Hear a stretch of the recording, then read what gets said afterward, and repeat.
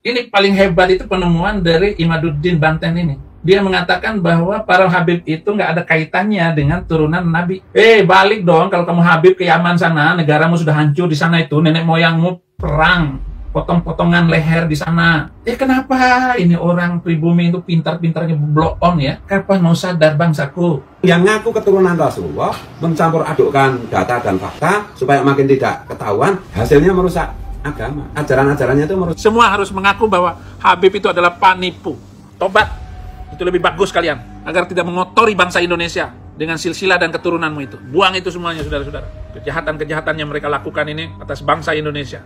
Si turunan Yaman ini. Silsilah itu hanya mendatangkan dosa. Dan jangan sampai orang-orang Arab ini menipu Muslim Indonesia agar meningkatkan penghormatan mereka kepada turunan Nabi. Saya tegar berdiri untuk mempersatukan kaum murtadin ini agar segera berjuang dan segera menahan mereka tidak tetap mengikuti ajaran Arab. Karena ajaran Arab itu adalah ajaran kolonialis Arab, kolonialis agamawi, penjajahan baru. Karena mental manusia tertipu untuk mengikuti keyakinan yang tidak berdasar seperti itu.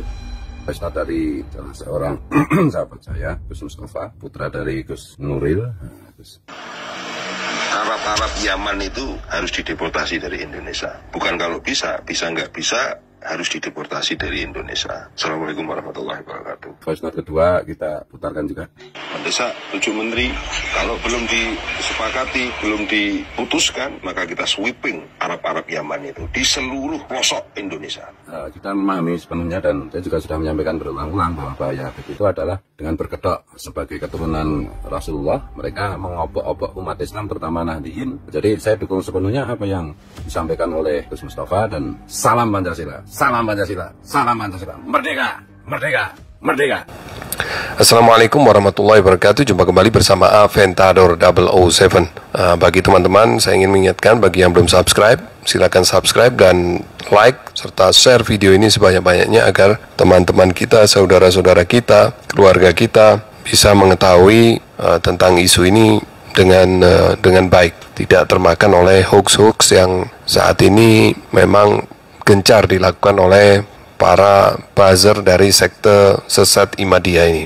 Nah, tadi kita sudah saksikan bersama bagaimana Saifuddin Ibrahim begitu senangnya dan mendukung penuh apa yang dilakukan oleh Imad ini. Kita semua tahu siapa Saifuddin Ibrahim ini. Dia adalah seorang tokoh murtadin Indonesia dan pendiri Gereja Murtadin Indonesia. Itu yang pertama di Indonesia, ada gereja namanya Gereja Murtadin. Dan dia juga memiliki banyak pengikut dan dia juga memurtadkan banyak orang dan aktif dalam kegiatan permusuhan kepada Islam. Setiap hari pekerjaannya adalah mencaci maki Islam, baik itu mencaci maki Allah, Rasulullah, Al-Quran dan lain-lain. Dia juga pernah dihukum atas penistaan terhadap Islam. Saat ini sedang dalam status buronan, melarikan diri ke Amerika atas semua ucapan-ucapannya yang menyakitkan umat Islam. Dan terakhir dia membuat heboh dengan mendesak Menteri Agama agar menghapus 300 ayat dari kitab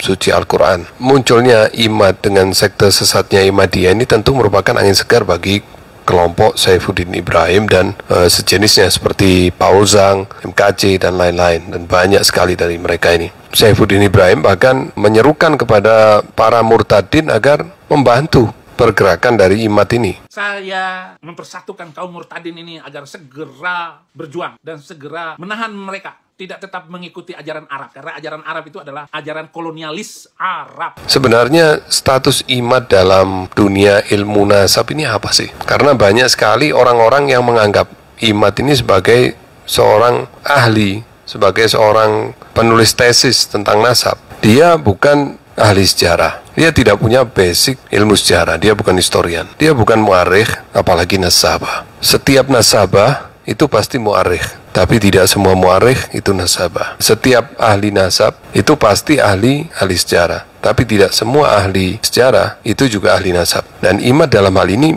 bukan dua-duanya. Jadi dalam dunia ilmu nasab sebenarnya status Imad ini adalah orang awam yang nulis-nulis, bukan seorang yang punya kredibilitas untuk membuat tesis tentang nasab. Sama sekali nggak punya kredibilitas. Orang yang mau membuat tesis itu harus menguasai ilmunya dulu, baru bisa buat tesis. Nggak bisa sembarangan orang tanpa menguasai terus buat tulisan lalu diklaim sebagai tesis, kan nggak masuk akal. Dan tesis itu diuji di depan pakar, bukan di medsos. Seandainya Imad ini seorang muarikh, seorang nasabah, dia pun harus mengujikan tesisnya itu di depan para pakar, bukan di medsos. Nah, apalagi dia bukan muarikh, bukan nasabah, mengklaim telah membuat tesis, lalu dilempar ke medsos. Lalu publik mengomentari dengan segala macam pikiran awamnya. Ya akhirnya kita lihat yang seperti sekarang ini. Apakah pengikut Imad ini, pengikut sekte Imadiyah ini bertambah? Enggak. Tidak terbukti bahwa sekte Imadiyah ini memiliki pengikut baru? Enggak terbukti. Yang ada pengikutnya adalah memang orang-orang yang dari dulu memang mempunyai rasa iri, dengki, hasad kepada Ba'alawi. Yang akhirnya mereka berani speak up, mereka berani muncul ke permukaan karena merasa memiliki teman-teman yang sejenis, sehingga mereka berkumpul dalam satu kolam. Berapa kali kita melihat kesaksian dari orang-orang yang mengikuti Imad, dia mengatakan, saya sebenarnya sejak dulu sudah nggak suka dengan Pahlawi, dengan habaib. Saya dari dulu memang sudah meragukan habaib ini. Saya dari dulu memang, ya sebenarnya sudah dari dulu mereka begitu. Cuman mereka kan menyembunyikan. Nah, adanya Imad ini membuat mereka itu keluar dari sarangnya masing-masing. Lalu sebenarnya polemik ini polemik apa? Apakah polemik ini polemik tentang nasab Ba'alawi? Enggak. Nasab Ba'alawi tidak dalam polemik. Dari zaman ke zaman, ijma ulama mengakui tentang keabsahan nasab Ba'alawi, mengakui. Para ahli nasab semua mengkategorikan nasab Ba'alawi itu sebagai sahihun